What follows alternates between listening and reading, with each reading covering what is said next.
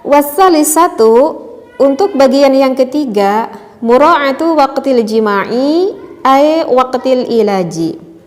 Kita harus menjaga waktu saat kita melakukan berhubungan intim. Caranya adalah bita'widhi, kita membaca dulu ta'awudz, wat tasmiyati, kemudian kita membaca basmalah. Wa hakiz zakari bijawani bil farji, kemudian sang suami bisa menggosok-gosokkan kemaluan suaminya gitu ya ke dinding farji sang istrinya. Wa ghamzil sadiyaini, kemudian sang suami bisa meremas-remas ke bagian dada sang istrinya, wa nahwi dzalika, ataupun apalah selain dari itu gitu ya. Mimma yuharriku syahwataha, sehingga bisa membangkitkan syahwat kepada sang istrinya. Wa ammal lati fi halil jima'i, adapun ada tiga ketika kita mau melakukan maksudnya ketika melakukan berhubungan intim. Fa awwaluha kaunul jahdi, pertama-tama itu harus diusahakan dilakukan dengan tenang ataupun dengan pelan-pelan. Biriyadatin fi sumtin wa tarafuqin, dan diusahakan tidak banyak bicara yang tidak perlu. Nah, mungkin referensinya segini dulu ya yang akan saya bacakan. Nah, ini sih masih berhubungan di video saya yang sebelumnya ya. Jadi di video sebelumnya saya menerangkan adab-adaban melakukan berhubungan intim. Nah, sekarang ingin menerangkan yang ketiga. Yang ketiga yaitu adalah kita harus menjaga akan waktu ketika kita melakukan berhubungan intim.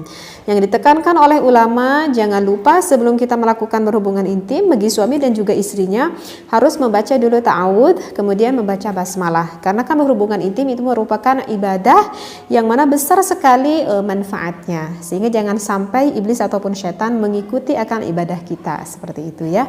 Sehingga bacalah dulu ta'awudz, baca dulu basmalah ya, agar setan iblisnya nggak ikut berhubungan intim dengan kita. Nah, kemudian setelah itu baru tuh suaminya boleh beraksi membangkitkan gairah-gairah syahwat sang istrinya. Tadi dikatakan ya bisa meremas-remas dulu dadanya ataupun apapun itulah yang bisa meningkatkan gairah syahwat sang istrinya. Tetapi di sini saya tidak akan menitik beratkan membahas lebih dalam tentang hal itu.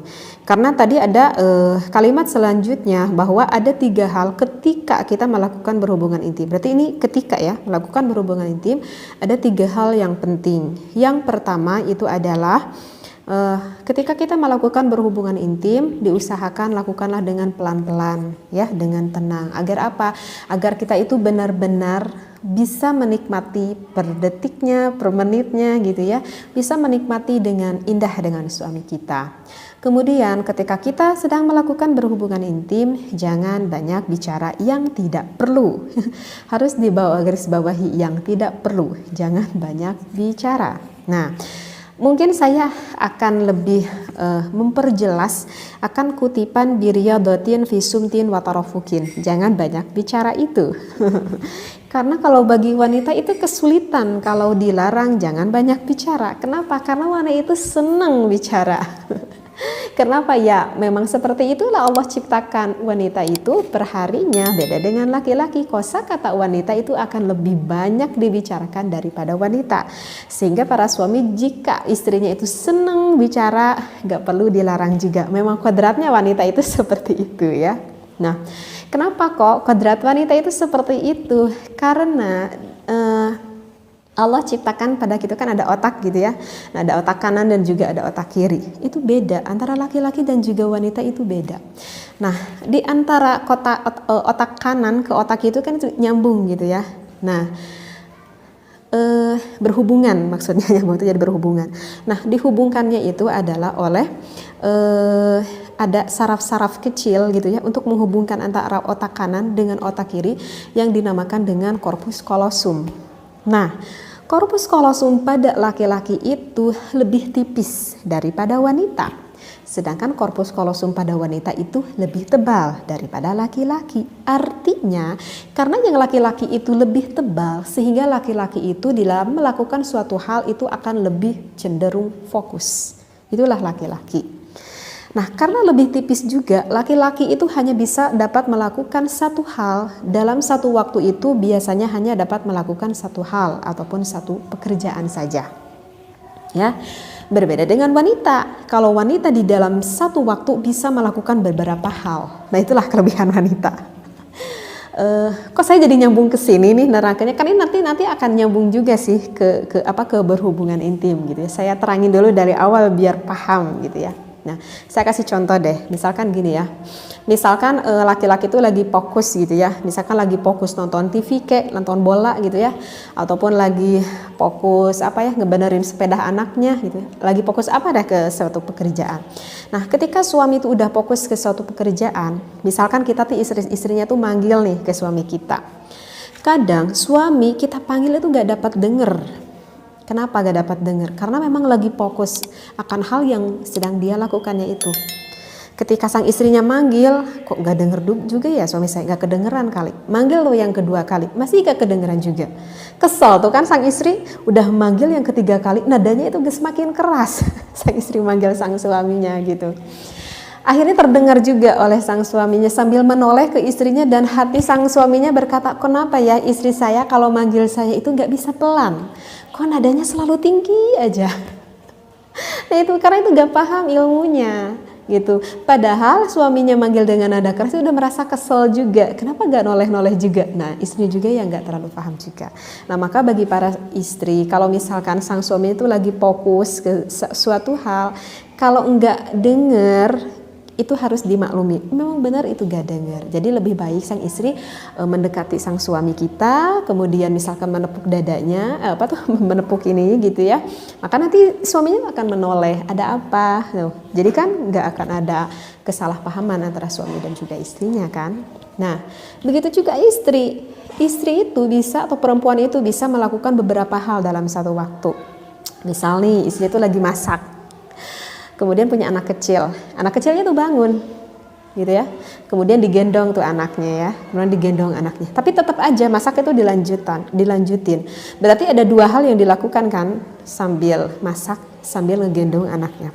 Misalkan anaknya yang kurang dari 2 tahun, masih netek gitu ya, netek tuh sama ibunya gitu ya, berarti ada 3 hal yang dilakukan, sambil masak, sambil netek, sambil gendong. Udah itu ada telepon, bahkan bisa sampai ngangkat telepon, yang kanan masak, yang kiri ngangkat telepon, yang di sini sambil netek anaknya. Nah begitulah kenapa bisa wanita melakukan dalam satu waktu melakukan beberapa hal, karena Allah ciptakan korpus kolosum pada wanita itu lebih tebal daripada wanita. Semuanya pasti ada hikmahnya. Nah kemudian apa yang saya hubungkan akan melakukan berhubungan intim? Begini ya, kan tadi laki-laki itu gak terlalu senang untuk banyak bicara. Sedangkan bagi wanita ketika suami ingin mengajak, ini sebelum melakukan berhubungan intim ya. Sedangkan bagi wanita, suami banyak berkata-kata rayuan ataupun kata cinta ataupun kata kasih sayang, bagi sang istri itu sangat diperlukan sekali. Untuk apa? Agar untuk membangkitkan gairah syahwat sang istrinya. Terbalik, sedangkan bagi sang suami itu gak terlalu senang untuk mengeluarkan banyak kata-kata yang gimana gitu ya, karena itu udah fokus mau ke sana gitu. Itu beda banget kan, wanita dan juga laki-laki. Nah oleh karena itu kita tuh harus paham dulu dari awal, agar apa? Agar tidak timbul kesalahpahaman gitu. Karena kalau misalkan wanita yang gak paham, suami yang gak banyak ngomong, kira-kira berarti suaminya gak terlalu senang atau ya berpikir negatif lah ke suaminya. Nah maka di sini kita itu perlu belajar. Untuk suami, coba belajarlah, walaupun suami itu tahu gak terlalu senang banyak bicara, tetapi setidaknya belajarlah untuk membangkitkan gairah sang istri. Maka suami sebelum melakukan berhubungan intim, belajar untuk banyak berkata-kata, kata-kata cinta, kata-kata rayuan, kata-kata kasih sayang, ataupun kata-kata ngobrol biasa sekira-kira bisa menyamankan sang istri sehingga bisa menggairahkan syahwat sang istri, maka itu adalah hal yang sangat diperlukan. Jadi bagi suami yang sebelumnya nggak paham, coba belajar mulai dari sekarang agar istri kita senang ya, agar gairahnya semakin memuncak. Nah kalau untuk istri tipsnya apa? Kalau untuk istri tipsnya itu adalah ketika melakukan berhubungan intim, ini lagi berhubungan intimnya, jangan banyak bicara, apalagi bicara yang tidak penting. Apakah boleh mengeluarkan vokal itu boleh sekali. Bagi sang istri boleh mengeluarkan vokal, huruf vokal aja. Misalkan A gitu ya, atau I gitu ya, atau U ataupun E gitu ya. Paham ya maksudnya di sini kan? Misalkan nih, saya terangin takutnya nggak terlalu paham. Misalkan ketika sang istri melakukan berhubungan intim, kemudian sang istri itu udah mulai udah mulai enak-enaknya gitu ya, berhubungan dengan suami. Justru hal ini sangat disenangi oleh suami kita, ya. Perlu digarisbawahi, hal ini justru sangat senang sekali didengar oleh suami kita. Misalkan kita mendesah gitu ya, misalkan kita mengucapkan gitu, ucapkan itu gimana aja deh. Karena itu kan mengeluarkan kata-kata itu memang refleks gitu ya, karena memang itu dari kenikmatan yang kita alami seperti itu. Nah, kalau mengeluarkan kata-kata seperti itu nggak apa-apa, justru suami akan merasa senang gitu. Jadi yang tidak diperbolehkan, yang barusan dikutip oleh ulama di sini adalah jangan sampai ketika kita melakukan berhubungan intim mengeluarkan kata-kata yang tidak dianggap penting untuk hubungan itu, seperti itu gitu.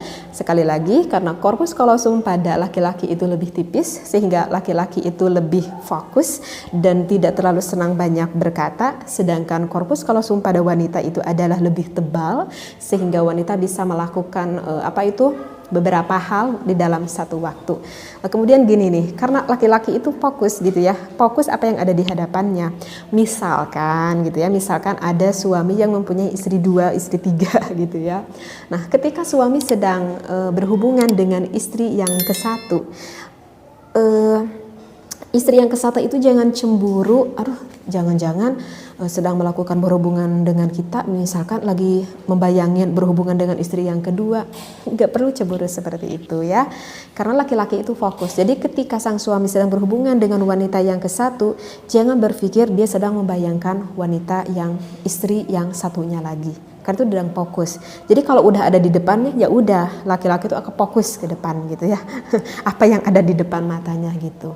Nah, seperti itu. Jadi untuk para wanita yang suaminya punya beberapa istri gitu ya, jadi nggak perlu cemburu akan istri yang kedua dan istri yang ketiga, karena laki-laki itu akan lebih cenderung fokus apa hal yang sedang dia lakukannya.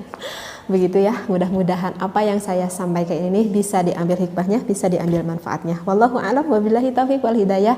Wassalamualaikum warahmatullahi wabarakatuh.